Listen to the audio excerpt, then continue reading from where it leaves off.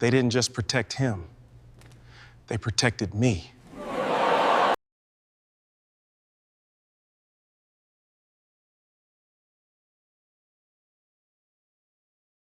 A quiet black suburban neighborhood in Georgia hides a chilling truth when a homeowner's renovation project uncovers human bones beneath his crawlspace.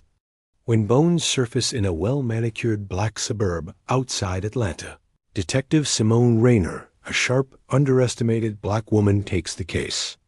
The remains connect to a 1980s string of child disappearances that devastated the community and were quietly forgotten. As Simone digs deeper, she faces hostility from locals, systemic resistance from her department, and clues pointing toward a once-beloved pastor whose influence still grips the town. But the truth runs deeper into family secrets, political corruption, and a killer who was never supposed to be caught. Quick heads up before we jump in. If you're into real stories, strange disappearances, and the kind of truths people try to bury, go ahead and hit that subscribe button. Turn on the bell so you don't miss what comes next. All right, let's get into it. The house smelled like fresh paint and broken promises. Marcus Tillman stood in the middle of the gutted living room, hands on his hips, staring at the open floorboards like they had just cursed at him. "Babe, come look at this," he called out, his voice tight, almost cracking. His fiancée, Kasia, padded over from the kitchen in socks, wiping plaster dust from her braids. "What now? Another pipe?" she asked, her tone teetering between frustration and exhaustion. Renovating a house built in 1976 had sounded romantic 3 months ago. Now it felt like penance. "No," Marcus said slowly, eyes still locked on the darkness yawning beneath the floor. "It's not a pipe." Tasha knelt beside him and peered into the crawlspace. At first, it was just shadows, old insulation, and dirt. Then her eyes adjusted. "What the hell?" Her voice trailed off as she reached for her phone's flashlight and shined it into the void. There, half buried in the soil, was something pale. Bone white, a curve like a question mark.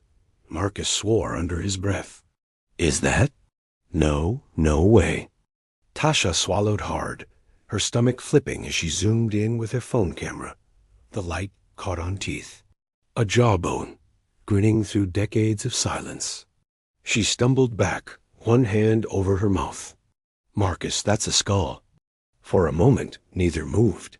The house creaked around them like it was exhaling a secret. Outside, the magnolia trees swayed in the mild Georgia breeze, their blossoms heavy and fragrant too sweet for what they had just seen. Marcus finally broke the silence. "Call somebody," he said, voice hollow. "Right now." By the time the county police arrived, word had already spread. Neighbors in pressed church clothes and worn Falcons t-shirts gathered on the curb, whispering. Phones recorded. An ambulance idled, though no one was hurt, at least not today. Detective Simone Rainer pulled up in an unmarked car, her tires crunching on the gravel shoulder. She stepped out, tall and composed in dark slacks, her natural curls pulled into a tight bun. The late afternoon sun painted the sky orange behind her as she flashed her badge to the nearest uniform. "What do we have?" she asked, voice low but commanding. The officer shifted nervously. Homeowner was doing renovations. Found human remains under the floor. Looks old. Simone's jaw tightened. Old bones in a nice black suburb. That meant history. That meant whispers nobody wanted to repeat. She ducked beneath the caution tape and crouched at the edge of the crawlspace. The smell of damp earth hit her first, then the reality of what she saw. Fragments of a small skeleton, tangled in rotting cloth. A child's size. Simone took a slow breath. Behind her, the crowd murmured like a restless congregation. She didn't look back. Her eyes stayed on the bones, on the silent testimony beneath the magnolia trees. "Seal this place off," she said quietly, her voice like steel wrapped in velvet. "We're about to wake up a ghost this neighborhood buried a long time ago." The first camera flashes popped as evening shadows deepened. Simone didn't flinch. She knew one thing already. This wasn't just a body. This was the start of a war between the truth and a town that didn't want it. The sun dipped low, smearing the sky with bruised purples and gold. The crowd outside the Tillman house had thickened, spilling from sidewalks onto manicured lawns. Magnolia blossoms perfumed the air, mixing with the faint metallic tang of unearthed soil. People murmured like bees in a hive, their voices sharp with curiosity and fear. Detective Simone Rainer ignored them all as she slid her leather notebook from her bag. Her heels crunched on gravel as she crossed to the Tillmans, who stood near the porch, their arms folded tight, like the air itself might shatter them. Marcus was tall, broad-shouldered, his T-shirt clinging with sweat. He had that restless energy of a man used to fixing problems with his own hands. Tasha, smaller, sharp-featured, clutched her phone like a weapon. Both looked like they'd aged 10 years in the last hour. "Mr. and Miss Tillman," Simone said, her voice even calm. She showed her badge again, more out of habit than necessity. "I need to ask you a few questions before the scene techs get started." Marcus exhaled through his nose, tried to nod. Tasha just stared at the porch boards, as if willing them to swallow her. "First off, when did you purchase the house?" Simone asked, jotting notes. 3 months ago, Marcus said. His voice had grit in it, defensive. "We closed in March. Cash offer. Didn't think we'd have this. Who'd you buy it from?" "An older lady. Widow. Said she was moving to Florida to live with her daughter. Name was, He glanced at Tasha, who snapped out of her daze long enough to supply. "Gloria Merriweather," she whispered. Simone wrote it down. "She give you any history on the place?" "Renovations? Issues?" Marcus laughed bitterly. Said it had good bones. Guess she wasn't lying. Tasha flinched at his words. Simone clocked the reaction, but kept her face neutral. "Did you remove the flooring yourself?" "Yeah. Figured we'd refinish it. Place smelled musty. Figured it was old insulation." He rubbed his forehead. "I didn't think, how does something like that stay down there for decades? That's what I'm here to find out." Simone's tone softened, just a shade. "Did either of you notice anything unusual when you moved in? Strange odors? Stains? Neighbors acting off?" Tasha hesitated, her eyes darting toward the crowd. Simone leaned in slightly, lowering her voice. "You can tell me." "There's this old man across the street," Tasha said finally, her words barely a whisper. "Been here since forever. From what the neighbors say, he saw us moving in and he just stood there. Didn't wave, didn't smile, just stared. Name?" Mr. Ezra. That's what the mail says. Ezra Powell." Simone nodded, filing it away. "All right, we'll be in touch soon." "Don't leave town without letting me know first," Marcus bristled. "You think we had something to do with this?" "I think you called it in, which is more than whoever put that child down there ever did." Simone's gaze held his until the fight drained out of his eyes. Then she turned, striding back toward the crawlspace as the forensics team rolled in with their equipment. The techs were already suiting up, their chatter clipped, clinical. The floodlights they'd set up bleached the front yard in harsh white, throwing the magnolia tree's shadow long across the lawn like black lace. Simone crouched again at the edge of the crawlspace, watching as gloved hands began brushing away soil with soft, deliberate strokes. More bones emerged, fragile as bird wings, a small rib cage, a scrap of fabric the color of faded denim. "Female," one tech murmured, 9, maybe 10 years old. "Been here a long time." Simone's pulse ticked faster. 9 or 10. Her mind flicked to the old missing persons bulletins she'd seen in archived case files, the ones that never got solved because nobody cared enough. Little black kids gone like smoke. She pulled out her phone, thumbing through her contacts until she landed on Harper Records Division. It rang twice before a groggy voice answered. "Simone? You know what time it is?" "I know. Pull me the cold cases on juvenile disappearances from 82 to 89 in Willow Creek County. Girls, 9 to 11.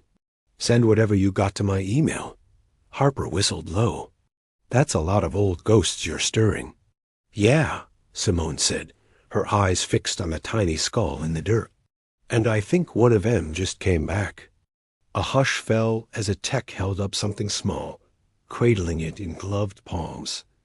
A tarnished silver pendant, crusted with soil. It was a locket. Simone took it gently, pried it open with the edge of her pen. Inside, behind a cracked plastic film, was a photograph, a smiling little girl with 2 neat braids and bright eyes. And etched on the back, barely legible under grime, "To my angel, love mama." The tech muttered, "Think we just found her name?" Simone didn't answer, not yet. But in her gut, she knew. This wasn't just a random tragedy. This was a thread leading straight into the heart of Willow Creek, and somebody out there was praying it stayed buried. The locket sat heavy in Simone's palm, as though it carried decades of whispers. The child's smile inside, 2 braids framing round cheeks, eyes bright with innocence gnawed at her gut. Simone snapped it shut and slid it into an evidence bag, careful, reverent. Behind her, the murmuring crowd swelled. A hum of speculation rose like heat waves over asphalt. People craned their necks, phones in the air.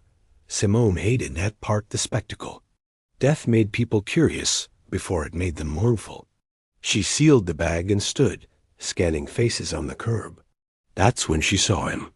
Ezra Powell. Older than dust, standing on the edge of his yard across the street. A wool cardigan wrapped around his frail frame, even though the air was warm. His face was a map of deep lines and shadows, his eyes a hard gray that didn't look away when she met them. No phone in his hand, no expression, just watching.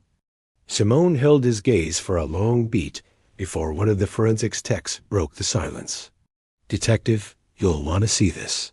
She turned back. Another small object had surfaced in the soil, a shoe, or what was left of one. A child's Mary Jane, leather cracked and stiff as bark. Simone crouched low, her heart knocking against her ribs. A girl, 9 or 10, buried under the floorboards.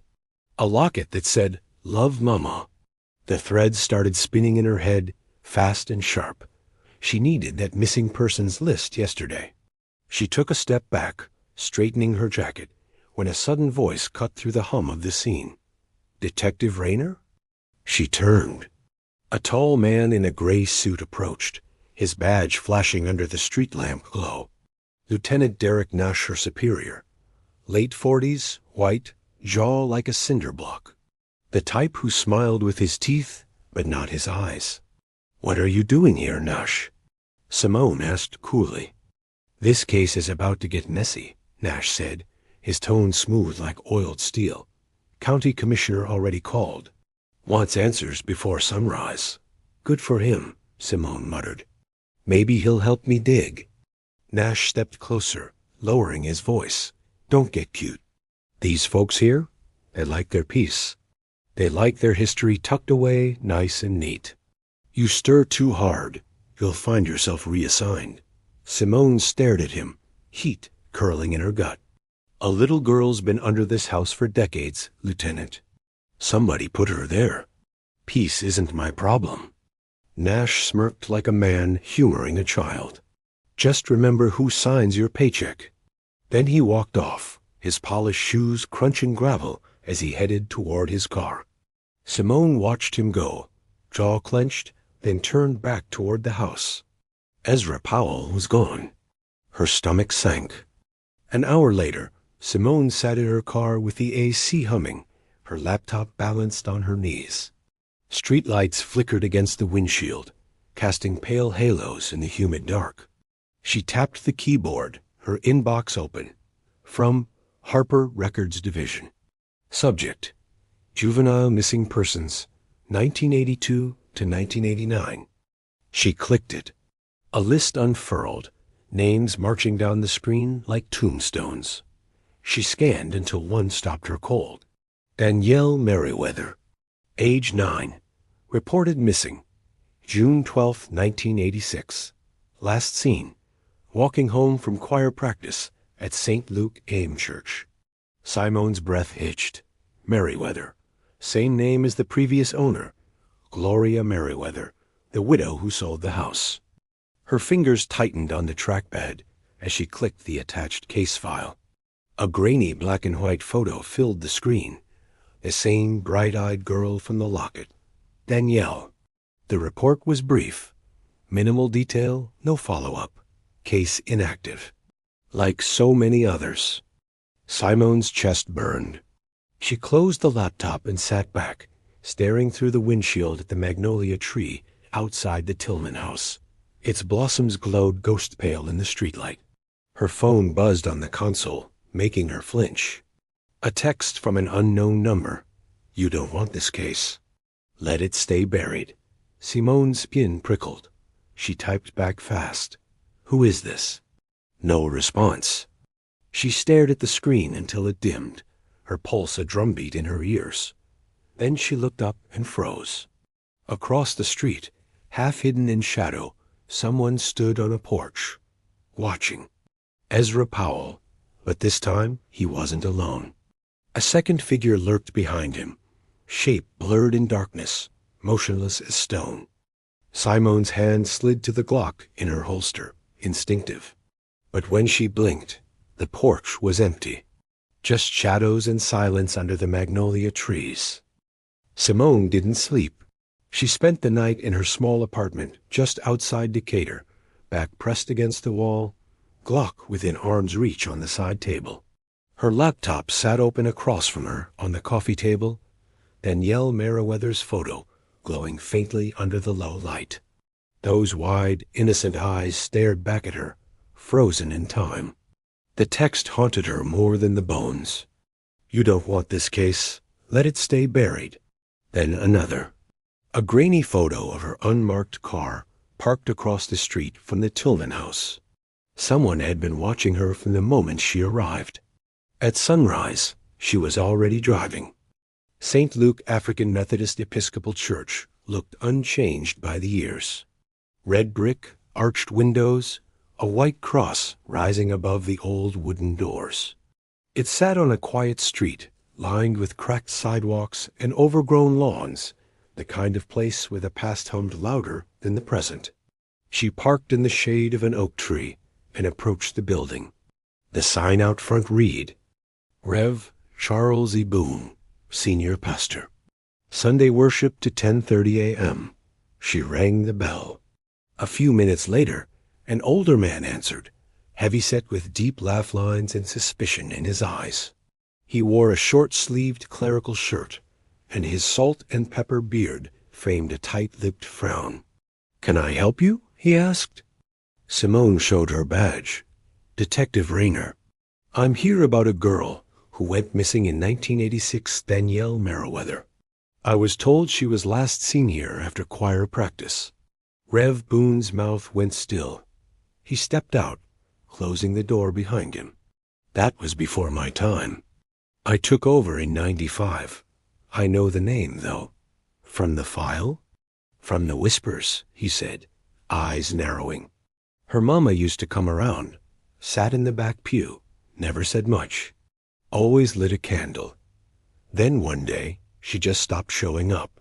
"Gloria Merriweather," Simone said. "She owned the house Danielle disappeared from. She sold it a few months ago." Rev. Boone's face twitched, just slightly. "Didn't know that. I hadn't seen Gloria in years." Simone studied him. He was holding something back.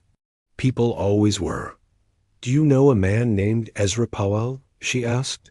Boone blinked. His jaw worked.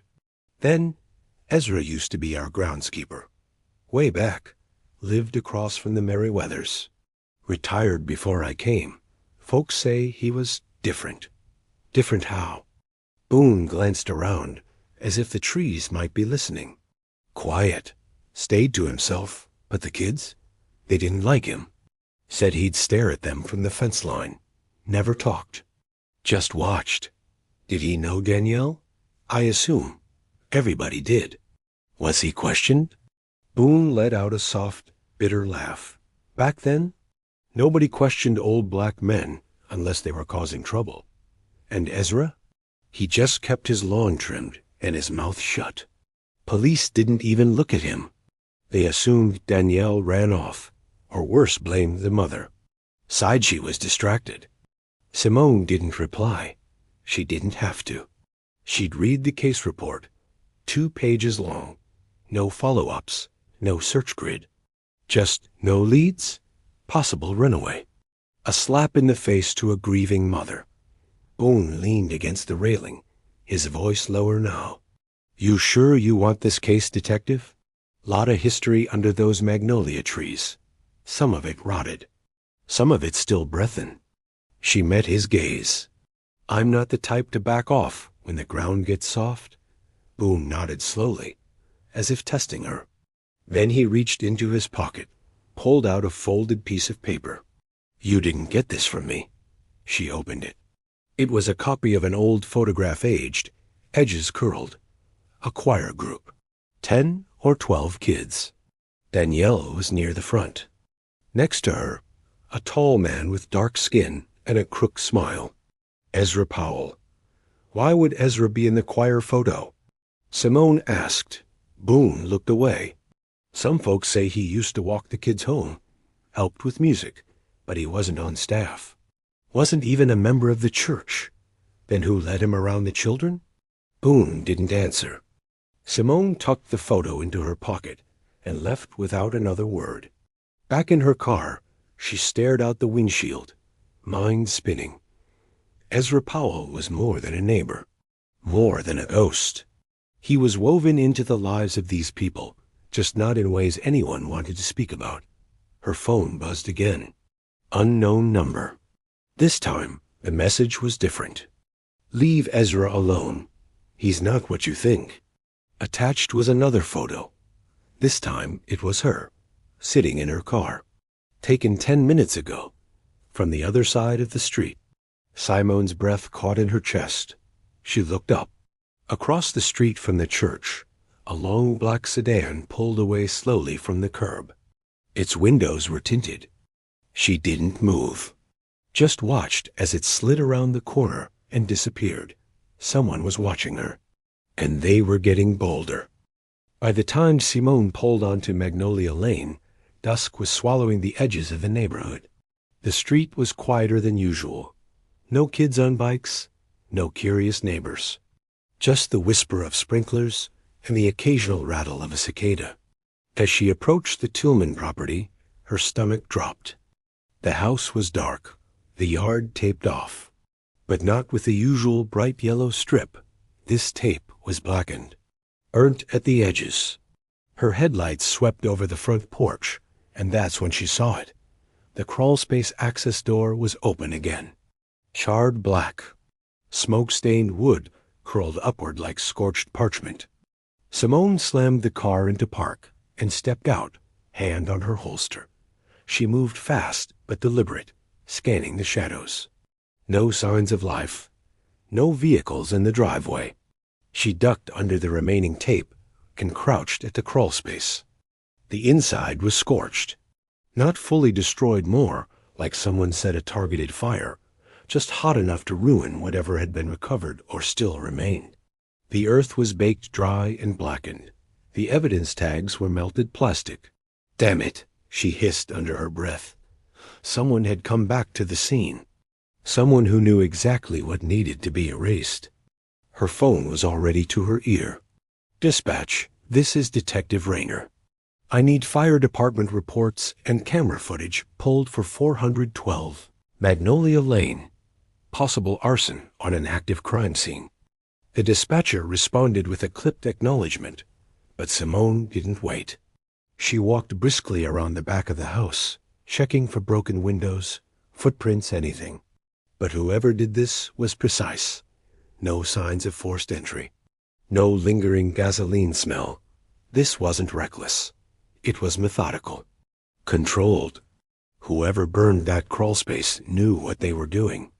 10 minutes later, she sat in her car again, tapping her fingers against the steering wheel as the radio buzzed with chatter she wasn't interested in. Her laptop pinged. New email. Harper Records Division. Subject: You asked for church staff logs. St. Luke AIM, 1986.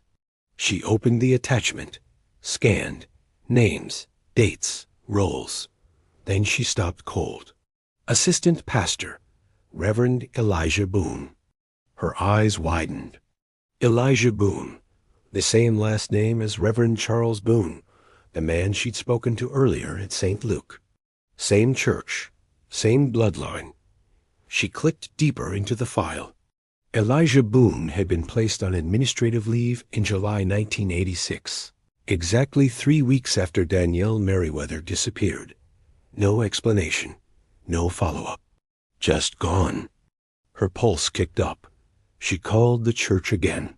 St. Luke AIM. This is Detective Rainer. I need to speak to Reverend Boone again. I'm sorry, the receptionist said. He's not here. Took sudden leave. Said he was visiting family. Simone's eyes narrowed. Did he say where? No, ma'am. Click. She gripped the phone tightly. The fire. The text messages.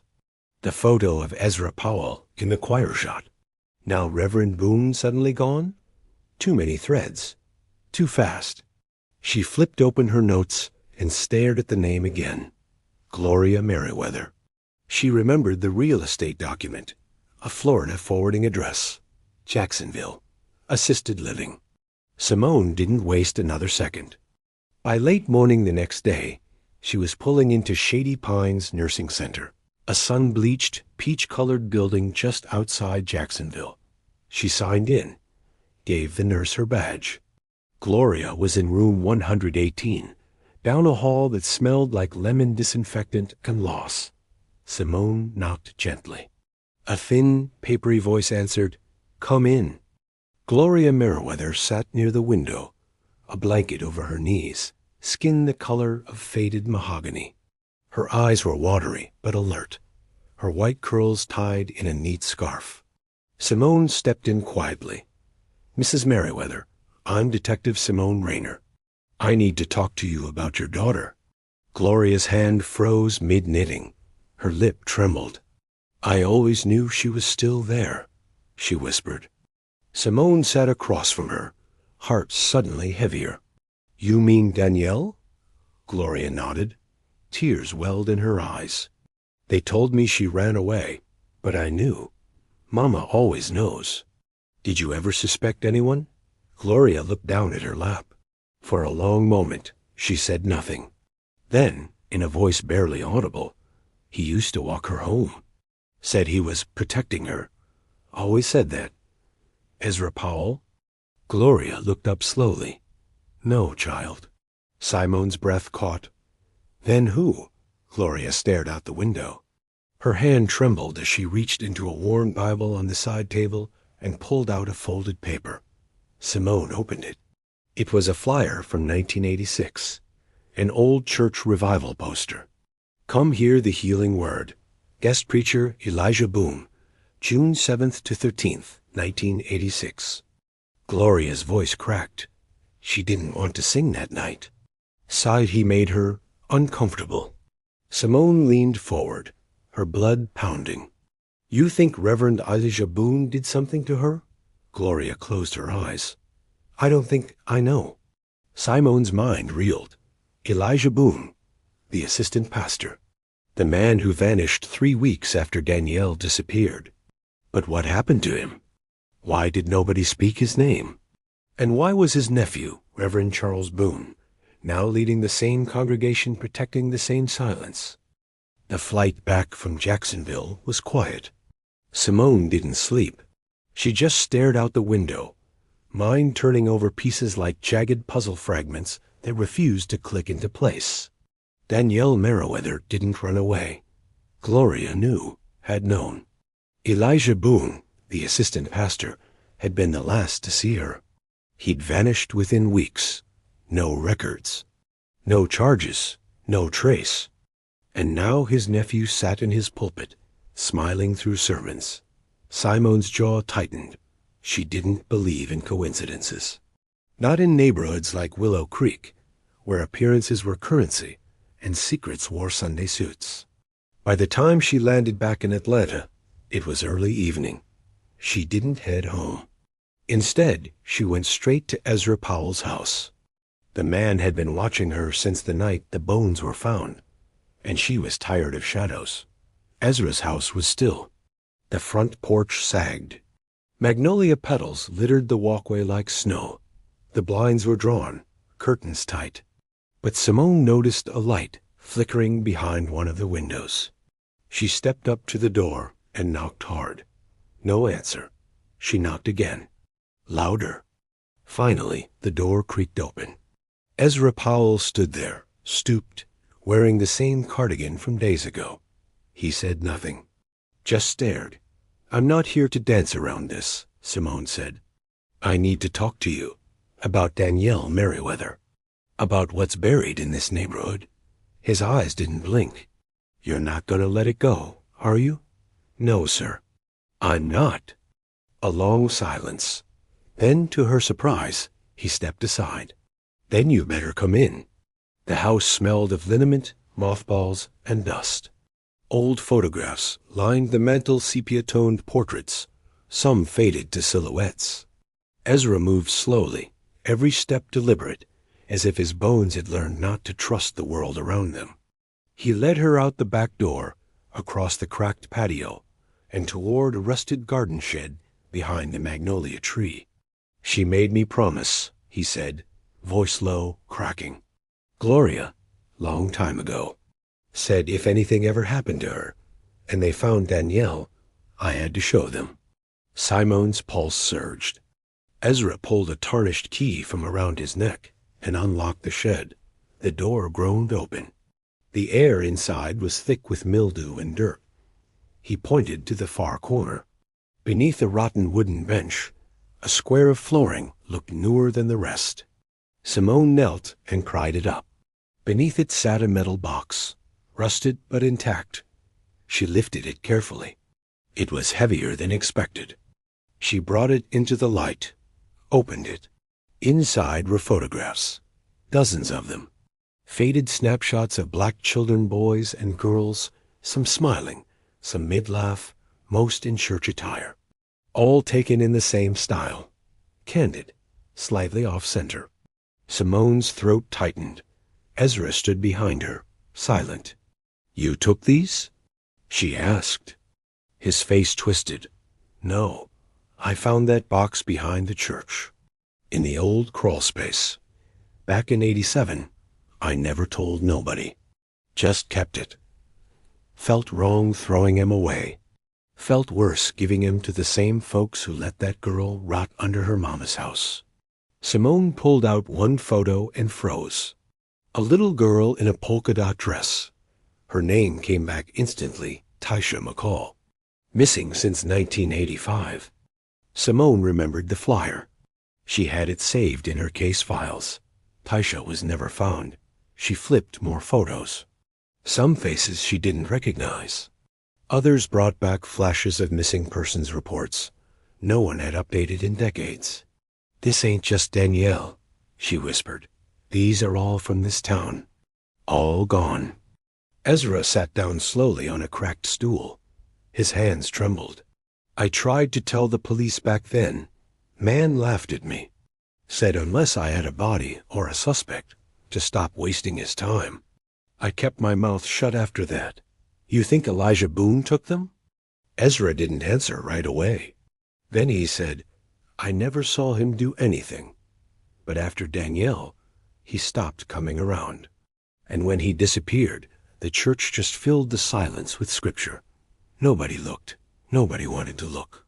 Simone closed the box. Her hands were slick with sweat. "You're going to give this to the department?" Ezra asked. "I have to," she said. Ezra nodded. Then, almost to himself, Hope you're ready for what that means. Later that night, Simone sat at her kitchen table, staring at the photographs now sealed in evidence sleeves. She had them scanned, names cross-checked. 7 confirmed cold cases, 4 more faces unaccounted for. She opened her file on Danielle Merriweather and added a sticky note at the top. Victim one of? Her phone buzzed. A new message. Unknown number. You just opened a casket that was nailed shut for a reason. Stop now. Before you end up in one. Attached was another photo. Her front door, taken 5 minutes ago. Simone stood slowly, reached for her weapon, and then she heard it. A knock at the door. The knock came again, sharp, measured. Simone raised her Glock and stepped carefully to the door. Her apartment was dark, except for the kitchen lamp, casting long shadows across the hardwood. She pressed her eye to the peephole. A woman stood on the porch, mid-30s, brown skin, braided bun, denim jacket. No fear in her eyes, just something tight behind them. Like she'd already lived this moment in her mind, and now wanted it over with. Simone eased the door open. "Can I help you?" The woman raised her chin. "You're Detective Simone Rainer, right?" "Depends who's asking." "My name's Nicole Merriweather, Gloria's niece." Simone blinked. Gloria didn't mention a niece. "She wouldn't," Nicole said. "We haven't spoken in 15 years. She paused. "But I saw the news. About the bones. About Danielle." Simone stepped back. "Come in." Nicole sat stiffly at the kitchen table, eyes locked on the box of evidence bags. When Simone told her about the crawlspace, the fire, and the box found beneath Ezra's shed, she didn't flinch. "I always knew," Nicole said quietly. Auntie never spoke of Danielle, not after the first year, not after the church turned its back. She said nothing about suspects, just hinted it was a man who used to walk Danielle home. Nicole's voice turned cold. "Elijah Boone. You knew him?" Nicole nodded. Everyone knew him. Slick talker, too charming. Always laying hands on folks who didn't ask for healing. Mama didn't trust him. Wouldn't let me join the choir because of him. Did Danielle ever say anything? Nicole hesitated, then reached into her bag and pulled out a leather-bound diary, edges worn.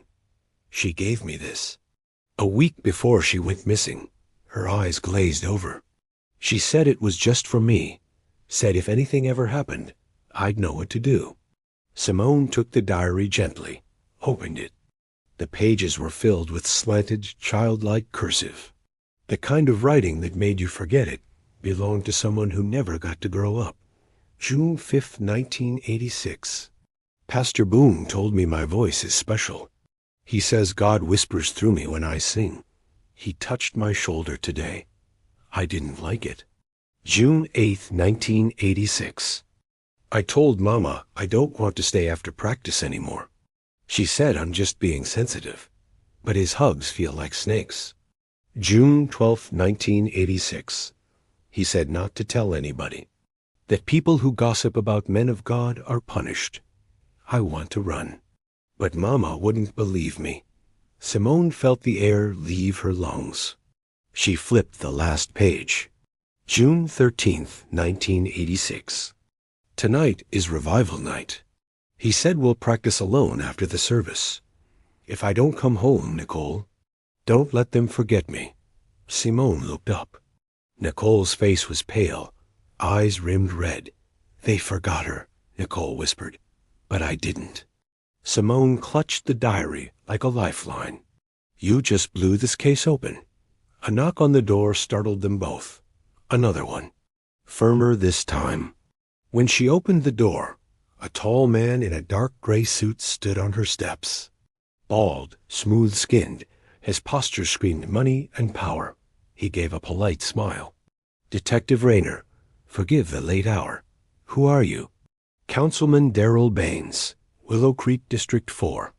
I represent the interests of several families in our community," he said smoothly, "some of whom are quite distressed by your current investigation. Simone narrowed her eyes. You came all the way to my doorstep. Why? Bain's smile didn't falter. Because I believe in clarity. And I believe in warning good people before they walk into storms without umbrellas. She folded her arms. This about Boone? It's about legacy, he replied. There are names involved in this case you don't want to be saying out loud. Elijah Boone didn't do what he did alone. But some of the others?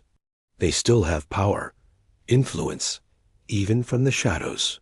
You threatening me, Councilman? He chuckled. No, I'm advising you. There's a difference.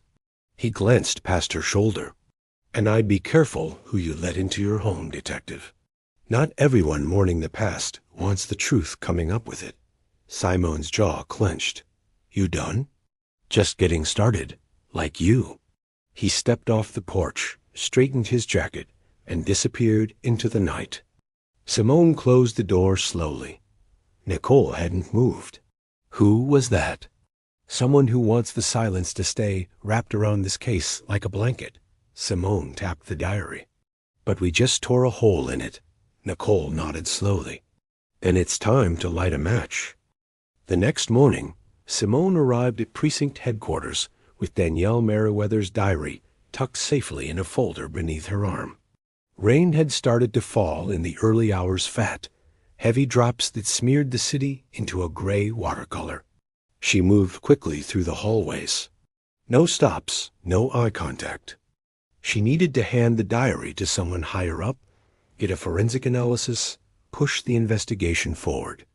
The entry dated June 13th, the night Danielle vanished, was more than probable cause. It was a warning wrapped in a cry for help. But as she stepped into her captain's office, she immediately knew something was off. Captain Weller didn't look up from his paperwork. His mouth was tight. His shirt sleeves rolled. A fresh coffee steaming on the desk. You're early, he muttered. Simone dropped the folder on the desk. This is a personal diary from Danielle Merriweather. She named Elijah Boone as a predator days before she went missing. There's a pattern here, possibly multiple victims. We need to reclassify this entire case as a multi-victim assault and homicide investigation. Weller didn't touch the folder. Simone, he said after a beat, you've been reassigned. Simone blinked. What? Effective this morning. You're on burglary detail. Apartment complex in Edgewood. Series of break-ins near Moreland Avenue. They need help. Simone leaned forward, voice low. Sir, with all due respect, this is the most critical lead we've had in a decades-old cold case involving a child's murder. You said you wanted this precinct to clean up old ghosts. I'm giving you one. I didn't make the call, he said quickly. Then softer. It came from higher up. Simone's heart sank. Councilman Baines? Weller looked away. He's not the only one. Word is your investigation is stepping on toes. Important ones. You're to turn over everything you've gathered to internal review. Effective immediately. Simone stared at him. You want me to hand this case over to people who buried it the first time? Weller's silence said everything. She stood. I won't stop. I know, he replied, almost sadly. Which is why they're already watching you. Simone grabbed the folder and left the office without another word. Back in her apartment, she placed the diary gently on the table and sat across from it, mind racing. She had maybe 24 hours before they boxed her out completely. She needed something more, something the department couldn't bury. Nicole returned that afternoon, drenched from the storm, holding a small plastic bag. You weren't answering your phone, she said, breathless. I got pulled off the case, Simone replied, voice flat. They want me gone. Well, then you're really gonna want this, Nicole said. She reached into the bag and pulled out a small cassette tape, the kind used in old voice recorders. On the label was faint handwriting. June 13th, Danielle, solo practice. Simone's breath hitched. Where did you find that? There was a slit inside the back cover of her diary. hidden under the binding. I almost missed it. Danielle hid it herself. Simone grabbed her old tape player from a box in her closet and inserted the cassette. The tape whirred to life. At first, nothing but ambient sound, faint echoes, a distant piano chord, rustling sheet music. Then a girl's voice, Danielle, singing. Soft, haunting, a hymn. Then a second voicemail entered the frame. Low, intimate. Stay after. You need to work on your bridge. Alone? Understand? Silence. Then Danielle's voice. I don't want to. More silence. A sharp intake of breath. Then the man again. Don't make me remind your mother who pays her bills. Simone's hands curled into fists. Nicole sat frozen, mouth slightly open. The tape went silent for several seconds. Then quietly Danielle whispered, I'm recording this. Then the tape clicked off. Simone hit stop. A weapon, a confession, hidden in plain sight. Was that Boone? Nicole asked. Simone nodded slowly. It's his voice. We just need someone to confirm it. Nicole hesitated. There's someone. Who? My cousin Jonas. He used to help run the sound system at St. Luke, back in '86. If anyone has old sermons or tapes, it's him. He'd know that voice. Simone stood, fire rekindling in her gut. Then we find him. Now. Before she could reach for her phone, it buzzed on the counter. Unknown number. This time, it was a voicemail. She pressed play. A distorted voice whispered, Ezra Powell won't talk again. You should have left it alone. Nicole gasped. Simone's eyes widened. They jumped into her car and peeled away toward Ezra's home. When they arrived, the door was ajar. Inside, Ezra Powell lay slumped in his recliner, barely breathing. An empty pill bottle on the floor. Simone rushed to his side, checking his pulse. Weak but present. Call 911, she shouted. Nicole grabbed her phone as Simone knelt beside the old man, whispering, You hang on, Ezra. You don't get to leave us yet. Not like this. The emergency lights painted Ezra Powell's living room red and white as paramedics wheeled him out. Rain still spit from the clouds, casting the scene in a flickering wash of panic and electricity. Simone stood soaked to the knees, mud caked on her boots, fury threading every heartbeat. Ezra had been silenced, deliberately, but he was still breathing for now. Nicole stood beside her, holding Danielle's diary tight against her chest like scripture. Whoever did this, Nicole said, voice hoarse, knew Ezra still had something to say. Simone looked toward the sky, the way the storm rolled and crumbled over Willow Creek like a warning. Then we make sure someone else says it for him.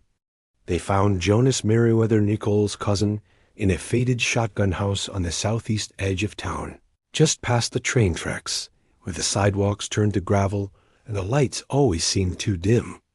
Jonas answered the door in a Howard University hoodie, grayer now than it used to be, eyes rimmed with the cautious intelligence of someone who'd once trusted too many people and lived to regret it. Nicole, he said, surprised. Then his eyes landed on Simone. You the one digging up old demons? Simone nodded. You used to run audio at St. Luke? Back in the day, Jonas said. Why? Nicole handed him the cassette. Listen. They played it on his old boombox. Danielle's voice. The hymn. Then that same oily baritone, the threat, the manipulation. Jonas closed his eyes. His hands curled into fists on the armrest of the couch.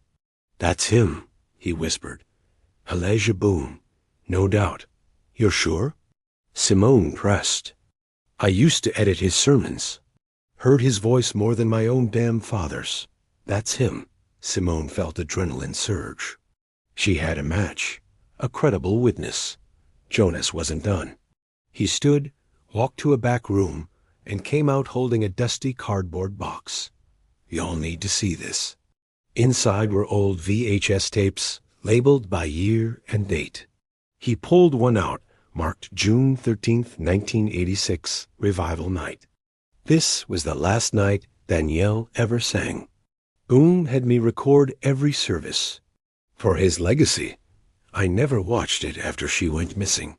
Simone took the tape like it was made of glass. You have a VCR? Jonas nodded. Back room. TV's a dinosaur, but it works. They crowded into the dimly lit den. The screen buzzed to life in black and white. Static, then. A packed sanctuary. Choir robes, people swaying. The camera was shaky, handheld, but the view was clear. Danielle stood center stage, small, radiant, her voice trembling but pure. Behind her stood Elijah Boone's eyes fixed on her in a way that made Simone's stomach twist. The camera zoomed in too close. Someone adjusted it, but not before capturing Boone's hand grazing Danielle's back. Simone paused the tape. There, she said. That's enough. Nicole's face was pale. You can show that to the department, right? Simone shook her head. No, they've already buried this once. They'll burn it again. Then who do we give it to? Jonas asked. Simone didn't answer. Not yet. Because there was something else another pressure building in Willow Creek. Sunday morning came like thunder. St. Luke AIM was filled, suits pressed, hats tilted, Bibles clutched in trembling hands. Reverend Charles Boone stood at the pulpit, hands raised like a judge, his voice cutting through the stained glass silence like a blade. We are under spiritual attack, he boomed. Wolves walk among us, wolves disguised as truth-seekers, digging up the past, disturbing the bones God himself allowed to rest. Amens rolled through the crowd like waves. They claim to seek justice, but they bring confusion. They claim to protect our children, but they open old wounds to gain glory.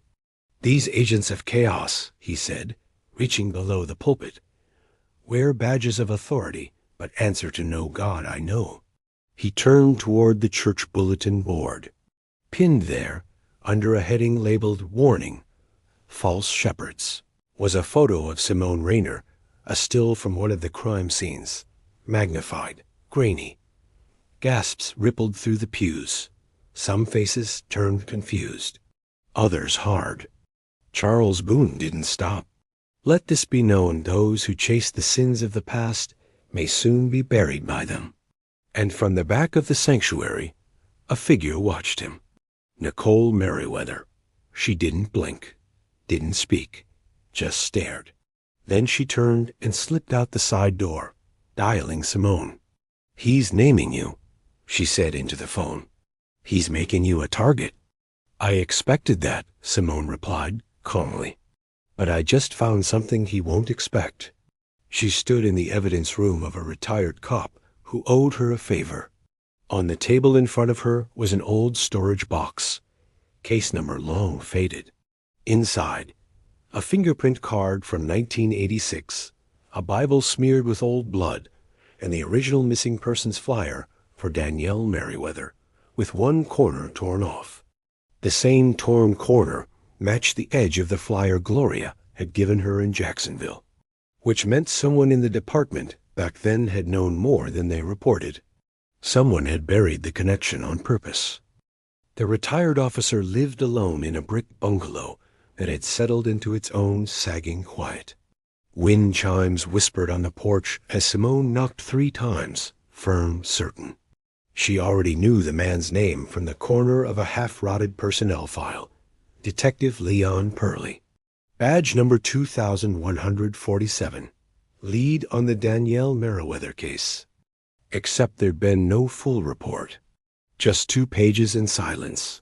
The door creaked open. You're late, he said. Simone blinked. We didn't schedule anything. He stepped back, opened the door wider. Didn't have to. I've been waiting on you since the news broke. Inside, the air was stale but clean. Old war medals lined the shelves. A cabinet of neatly stacked VHS tapes. Everything too quiet for comfort. You hear about the Merriweather girl, he said, settling into a sunken recliner. Yes, Simone said. I found the real flyer. It had a tear in the corner one that matches what Gloria Merriweather gave me. You had the original all this time. Leon nodded slowly. I kept a copy. Couldn't stomach what the department did with it. What did they do? He rubbed his hands together, like trying to warm something long cold. We got a tip from a member of the choir. A kid said he saw Danielle crying after practice. Said she told him the assistant pastor was making her uncomfortable. Said she wanted to run. Did you file it? I wrote it up, gave it to my sergeant. Then what? Next day, I was pulled off the case, transferred to burglary. They called it a lateral move. Then I found out Elijah Boone had friends, big friends, on the city council, on the church board. Folks who didn't want a scandal during an election year. Simone felt her fists tighten. So they buried it. Leon nodded. I tried to go higher, went to internal affairs. But they said without a body, there was no case. Girl was just missing. Not dead, not murdered, just gone. Simone pulled out the diary and set it on the table. She's not just gone. She wrote this. She recorded him. And now she's bones under a floorboard. Leon stared at the cover like it was a tombstone. I always knew that house held her, he whispered. But by then, it was out of my hands. Then help me now, Simone said. Before they bury it again, Leon stood slowly, joints creaking. He shuffled to a drawer in the hallway, pulled out a worn manila envelope, and returned. Unofficial copy of my original report, he said, handing it over. With a witness name. Simone scanned it. A boy. Miles Tatum, age 13. Choir member. Any idea where he is now? She asked. Leon shrugged. Last I heard, he left town in the early 2000s. Family moved after some incident at the church. I think his mama still lives near Collier Heights. Simone folded the report and tucked it away. Thank you. As she left, Leon called out behind her. Watch your back, detective. These people, they don't kill with bullets. They kill with silence. Back at her apartment, Simone barely had time to set down her bag when her phone buzzed. A text from Nicole. Check your inbox, now. Simone pulled up her email. One new message. Subject, another name. Attached was a photo of Nicole's front door. A red envelope duct-taped to the wood. On it, in blood-colored marker, someone had scrawled, Avery Dent minus 1,987. She sang too. Simone's pulse roared in her ears. She remembered that name. Avery Dent. Vanished the summer after Danielle. Case file had been lost during an office flood. Simone texted back. Do not go anywhere alone. Stay inside. Lock up. She grabbed her keys. She had a new lead, a new victim, and one more thread to pull. At St. Luke, Sunday service had ended hours ago, but the parking lot was full. Simone walked in through the side door and was met with silence and eyes. Church ladies stopped mid-conversation. Men in suits lowered their voices. Children were ushered away like she carried fire in her coat. At the front of the sanctuary, pinned to the bulletin board, next to a list of upcoming events, was a color printout of Simone's police photo, now scribbled over in red ink. Agent of Chaos, Reverend Charles Boone appeared beside her, calm, smiling. Detective, can I help you? Simone held up the diary. You know what this is? His smile didn't flicker. Children say all kinds of things in their journals. Imagination is a wild thing. She stepped closer. Danielle Merriweather wasn't imagining your uncle's hands. Charles' eyes darkened. You tread on sacred ground, detective. You think unearthing corpses brings healing? Simone's voice cut like glass. I think hiding them brings rot. A silence beat past. Then Charles whispered, You're playing a dangerous game. We've kept this town clean for a long time. She met his eyes. No, Reverend, you've kept it quiet. There's a difference. She turned and walked out, leaving the board and the whispers behind. The train ride to Birmingham rolled through stretches of pine-shadowed land and misted over lakes, giving Simone time to think. Think too much. The deeper she got, the more names surfaced. Danielle, Taisha, Avery Dent, and now Miles Tatum. The boy who said something once and got buried along with the truth. Now the boy was a man. A man who played music under another name and hadn't returned to Willow Creek in nearly 20 years. Nicole had done the digging. He's going by Miles August now, she'd said. Saxophonist, plays low-key spots, open mics. Real quiet life, like he's been hiding in sound ever since. Simone stepped off the platform at dusk, rain steaming off the tracks. The venue was a converted church-turned-jazz lounge called Sanctuary 18, dimly lit, velvet seating and an air thick with smoke and minor chords.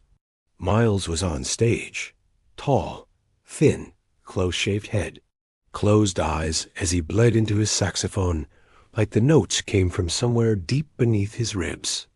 When he finished, applause washed over him softly, respectfully. He nodded once, then walked off stage without waiting for an encore. Simone met him at the sidebar. "Mr. August?" He turned, confused. "Yeah?" She showed her badge. "Simone Rainer. I'm here about Danielle Merriweather." His face froze. "I'm not here to drag you back," she added. "But I know you saw something back then. And now, more girls are being named." He stared at her for a long time, then finally said, "Come with me." His apartment was 2 blocks away, modest, clean, scattered with vinyls and brass instruments. The scent of wood polish lingered. He poured them both black coffee and sat in silence before speaking. "I was 13. Choir kid, weird voice. Could hold a harmony, so they liked having me around. Elijah Boone. He gave me attention. Too much." Simone said nothing. But it was Danielle he watched the most. "I saw it. So did Avery. We were always the last ones to leave because our moms worked late shifts." Boone called it extra rehearsal. He rubbed his hands together, cracked knuckles twitching. "Danielle confided in me. Sighed he was grooming her. Said she was going to tell. Said he warned her she'd disappear like the others. That's what scared her most. She thought there were more girls before her." Simone's voice cracked. "Did you tell anyone?" "I told my mama. She told the church board." "What happened?" "We were asked to leave. Pastor said our spirit of false witness was poisoning the flock." Simone closed her eyes. A familiar sting behind them. "I started recording sermons. Thought I'd catch something. But Boone got smart. He stopped touching in public. But I always suspected. Someone filmed the private sessions." Simone looked up sharply. "Why?" "Because I saw him once, holding a camera, behind the baptism curtain." She sat forward. "What year was this?" 1987. Simone's mind reeled. That's when Avery Dent went missing. Miles stiffened. "I always thought I could have saved her," he whispered. "But I left. Mama moved us to Birmingham. She said, 'Some fights ain't yours anymore.'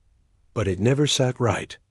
He stood, crossed the room, opened a weathered shoebox, and pulled out a cassette tape labeled June 17th. Danielle and Avery. Solo rehearsal, back room mic test. "Where did you get this?" Simone asked, stunned. "An older sound tech gave it to me when I left. Said to keep it in case the devil ever comes calling again. I've never played it. Couldn't." Simone reached out, slowly. "May I?" Back at her hotel, the cassette hissed to life on a borrowed player. Ambient noise. Then soft giggling. 2 girls, Danielle and Avery, adjusting their sheet music. Then Boone's voice. "Ladies, I need you both to sing from the diaphragm this time. Deeper." He was too close. The mic picked up his breath. "Good, Danielle.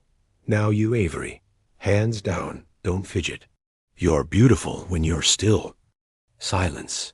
Then Danielle whispered, barely audible, "He's recording again." Avery's voice followed. "He told me if I tell, no one will believe me." Simone's chest tightened. The air in the room thickened. Then boom again. One more run through. Then we pray. The tape clicked off. Simone stared into the dark for a long time. They had the voices, the timeline. A second victim, Avery Dent, on tape. Another girl who never came home. And someone had been filming. She picked up her phone and called Nicole. "It's real," she said. "It's all real." Nicole's voice was shaky. "Then we better be ready, because they're going to come harder now." Simone swallowed hard. "They already are." Back in Willow Creek, under the cloak of night, someone stepped into the back office of St. Luke AIM. They unlocked the old AV cabinet, pulled a single VHS tape. Revival Night, June 17th, 1987. They set it ablaze in a trash bin, the flames reflecting in their gold-rimmed glasses as the label curled and turned black. The camera burned, but it was already too late. The audio had survived, and a reckoning was coming. Willow Creek was buzzing. Word had spread like wildfire, louder than sermons and sharper than whispers. Detective Simone Rainer was back, and she wasn't alone. She'd brought names, tapes, a witness who vanished and returned. And the town, so used to burying things under magnolia blossoms and praise music, could no longer pretend the earth wasn't groaning with truth. It was Saturday. The air was thick with Georgia heat and consequence. The Willow Creek Town Hall overflowed. Standing room only. Black mothers clutching Bibles. Teenagers filming from the aisles. Men in collared shirts who used to say, "Let the past rest," now looking toward the podium like it owed them answers. At the front of the hall, Simone stood behind the mic. To her left, Miles Tatum, sweating but steady. To her right, Nicole Merriweather, holding Danielle's diary like it was the only thing anchoring her to the ground. Simone spoke first. "This isn't about vengeance. This is about voice. About children who were silenced by men who stood in pulpits and smiled while they broke people open." She held up the cassette recorder, then pressed play. Danielle's voice filled the room, then Boone's, the gasps, the stunned silence, the sound of Avery Dent's fear etched into tape. Then Miles stepped forward, voice cracking but clear. "I saw it. I lived it. And I stayed quiet because I thought no one would believe a poor choir boy from the South Side." He pointed at the crowd. "But we know what happened. And it's time the rest of y'all stop acting like we don't." Nicole walked to the mic next. Her voice wasn't smooth, but it cut through the room like a blade. "You sat in pews while my cousin Danielle disappeared. You passed Avery's mama in the grocery store like her grief was contagious. You called it rumor. You called it God's will." She held up the diary. This was God's child. And this town owes her a name, carved in justice, not silence. Someone shouted from the back, "What about Reverend Boone?" "That was years ago." Simone leaned in. "He didn't work alone. He was protected. And we have reason to believe that protection extended into this room, into City Hall, into St. Luke." A murmur rippled across the crowd. Then the doors opened. Reverend Charles Boone walked in, clad in a sleek navy suit, polished shoes, face unreadable. He walked slowly down the aisle, eyes locked on Simone. The room parted for him like a wave. When he reached the front, he didn't speak to the crowd. He spoke to her. "You've made quite the mess, Detective." Simone's jaw was locked. "No, your uncle did." Charles smiled sadly. "My uncle was a monster. But you should be asking yourself why no one stopped him. Why men like Leon Purley were pushed out. Why the flyers went missing. Why Internal Affairs never knocked on his door." He looked at the crowd, his expression shifting to something haunted. "Because they weren't just protecting him. They were protecting me." A cold silence fell. Simone narrowed her eyes. "What are you saying?" Charles stepped back from the mic. "When Elijah Boone disappeared," he said, voice cracking, "they told the town he moved, that he left quietly. But the truth is, my father, my grandfather, and 2 deacons took care of it. They found out about Danielle, about others, and they ended him." Gasps. Someone dropped a Bible. "They buried him beneath the old baptismal room, bricked it up, told me I would lead the church one day as long as I kept the legacy clean, as long as I never spoke his name." He looked at Simone. "I've lived every day of my life under that silence, and I'm done." Nicole stepped forward. "Then show us." That night, the police obtained a warrant. The town watched as Simone, Nicole, and the forensic team entered St. Luke Aim with flashlights and equipment, not reverence. They broke through the floor beneath the baptismal. Behind crumbling bricks, they found a skeleton, wrapped in rotted cloth, a clerical collar around its throat. Elijah Boone had never left Willow Creek. Justice delayed, rose like heat from the broken earth. Epilogue. Danielle Merriweather was laid to rest beside her mother Gloria, whose final years were filled with guilt, but whose truth had finally cracked through. Avery Dent's case was reopened. Her remains were never found, but her name was etched into the town's memorial wall beside the other missing girls. The box from Ezra Powell's shed led to 3 other cold cases across Georgia. 2 arrests followed. Miles Tatum released an album called Choir Bones. It was raw, mournful, and full of voice. Nicole Merriweather started a nonprofit for victims of religious abuse. She named it the Red Ribbon Project after Danielle's favorite hair accessory. And Simone Rainer? She turned in her badge 6 months later, not out of defeat, but freedom. She moved south, took a job teaching criminal justice at a small community college. But every year, on June 13th, she returned to Willow Creek, not to dig, but to remember, and to say Danielle's name out loud so the trees and the town and the silence would never forget again. Not every story ends with justice.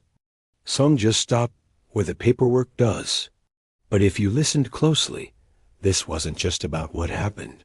It was about what we ignore, the assumptions we let slide, the voices we tune out because they don't come in the right tone. Somewhere, someone's living with the fallout of this story, not as a headline, but as their everyday.